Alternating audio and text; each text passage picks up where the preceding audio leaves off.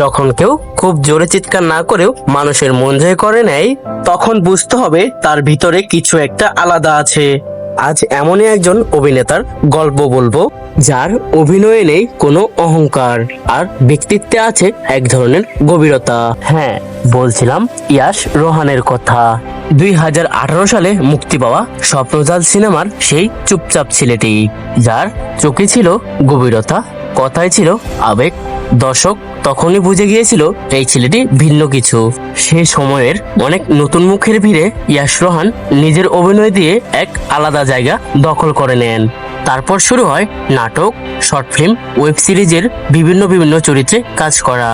পরাণ, নিঃশ্বাস, পুনর্জন্ম, এমন অনেক নাটকে তিনি প্রমাণ করে দিয়েছেন চরিত্রটা যাই হোক, ইয়াশ রোহান সেটাকে নিজের মতো করে নিখুঁতভাবে ফুটিয়ে তুলবেন।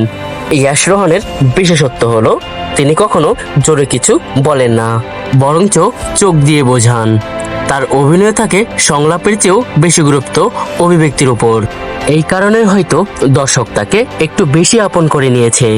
ব্যক্তিগত জীবনে ইয়াশ রোহান খুবই লো প্রোফাইল, বিনয়ী এবং দূরদর্শী একজন মানুষ। অভিনয় নিয়ে তার একাগ্রতা আর শিল্পের প্রতি ভালোবাসা তাকে এগিয়ে নিচ্ছে ধীরে ধীরে, কিন্তু ধীরভাবে। অনেকেই বলেন ইয়াশ রোহান হলো সেই অভিনেতা যাকে একটু সময় নিয়েই তার সঠিক জায়গায় পৌঁছে দেয়।